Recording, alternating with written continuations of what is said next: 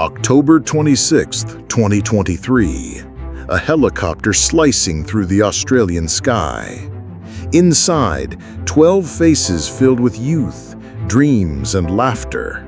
They thought it was just a 30-minute trip to shoot a documentary. But what they didn't know was that the next 81 days would trap them face to face with death. And this journey would be written in history as one of the greatest testaments of human willpower. On the morning of October 26th, 12 friends, 4 women and 8 men, ages 25 to 30, set out on a small documentary project. Their plan was simple: take a helicopter into the Simpson desert, film their documentary, and return the same day. At 5 a.m., they packed their gear and boarded the helicopter. Inside the cabin was laughter, chatter, cameras ready, and the excitement of adventure.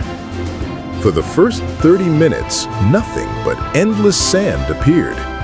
No perfect location for their film. After a brief discussion, they decided to go further.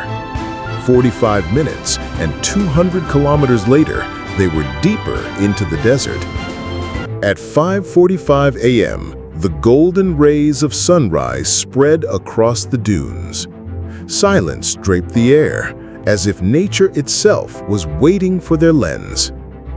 And then they saw it. A perfect spot for filming. But before they could even prepare, the horizon shifted. A monstrous wall of dust was rushing toward them. Within seconds, the storm slammed into them. The helicopter shook violently. The world outside turned into a suffocating blur of sand. Grains cut into their eyes, filled their lungs. The pilot struggled, but the machine began to spiral out of control. One of the friends acted quickly, throwing out water bottles, medical kits, food and bags, anything to lighten the load. Just seconds before impact, the group made a desperate choice. They jumped. The soft sand broke their fall, but not without cuts and bruises.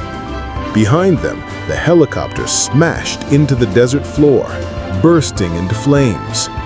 In minutes, all their supplies, their connection to the outside world, burned to ashes.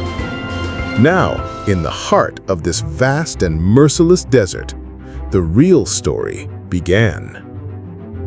12 friends, bruised, shaken, completely cut off. No signal, no GPS, no help. Only sand, silence, and the shadow of death. They had barely a day's worth of food and water, and 2 choices. 1, wait helplessly for rescue that may never come. Or 2, fight back, create a crude map, follow the sun, and keep moving. They chose life. The sun became their compass, the desert their enemy, and every breath an act of defiance. By day, the sun rained fire, burning their skin, making walking almost impossible. Their light clothes failed against the heat, so they tore apart bags and spare fabric to shield their heads. Every sip of water was rationed with strict discipline. Every drop mattered. That night, when the desert turned bitterly cold, they dug pits into the sand to shelter themselves. The first lesson of survival: adapt or die. At 5 a.m., before the sun rose, they resumed their march. Their eyes scanned the dunes, trying to guess a direction, searching desperately for signs of water or life. But the desert was endless. Every dune looked the same, every path erased by the wind. They tried leaving marks with stones and lines in the sand, but the desert swallowed their efforts. Still, they pressed on. By noon, they spotted dried bushes. Mark remembered a survival show. Roots of certain desert plants held water. Digging desperately, they managed to squeeze out a few drops, just enough hope to keep going. By evening, while climbing a dune, Jessica stepped on a red-bellied black snake. In an instant, it struck. Blood pooled from her leg. Panic surged through the group. Rick, who had read survival manuals, rushed forward. He cleaned the wound, tied her thigh tightly to slow the venom. With no anti-venom, they tried traditional methods to suck the poison out. They lifted Jessica onto their shoulders and kept moving. Far away stood a massive tree, its branches bare, leaves long gone. A dead tree in the desert, but still offering a scrap of shade. Under that tree, the group huddled, trying to catch their breath, realizing that survival had only just begun. 4 days in, their food and water were gone. Daytime journeys became impossible. A new strategy was born: rest by day, travel by night. Darkness became their friend, the sun their executioner. But the next morning, tragedy struck. Jessica did not wake. Tears rolled down their faces, but they knew they had to keep moving. By the 5th evening, clouds gathered above them. A glimmer of hope lit their eyes, but the clouds drifted away, leaving the desert empty once more. Hope dissolved into despair. On the 6th day, 2 more fell ill. The group, exhausted and lost, decided to build a more permanent shelter. At the base of a dune, they dug into the sand, layering it with fabric to shield themselves from cold winds and future storms. It was their first man-made sanctuary. They divided into teams, some to hunt for water, others for food. Those with knowledge of desert plants searched for edible fruit or sap. Others remembered documentaries showing underground water in dry riverbeds and rocky structures. Rick and Sarah, following this idea, dug into a rocky patch for hours until at last damp soil appeared. Carefully, they extracted water, not clean, but drinkable. That discovery gave them 2 more days of life. Cactus pulp, wild shrubs, roots, everything became food. They even began hunting snakes and lizards. The desert was merciless, but they had no choice. 4 days passed inside their shelter, 2 more bodies weakened, and within 10 days, they too were gone. 9 survivors remained. They realized staying here was certain death. The only option was to march. Food was nearly finished. They collected as much as possible, squeezing moisture from plants, storing it for a few days. On the 10th night, they set out again. Their leader carried a stick and stones, creating a natural sundial to track time by the sun's movement. Primitive, but it gave them order, discipline, and hope. By day 20, they stumbled upon animal tracks. Following them, they dug into a pit and found a small desert creature. Cooked under the sun, it gave them strength to walk again. By day 23, they spotted kangaroos in the distance, a rush of adrenaline because kangaroos meant water nearby. They tried to hunt with stones and sticks, but the animals escaped. Defeated, they turned back to snakes and lizards. The days scorched at 50 degrees Celsius, the nights froze close to 0. Sleep became a luxury. Their bodies weakened, but the night sky, millions of stars, the Milky Way stretched across the desert, reminded them how small they were, yet how strong their will to live remained.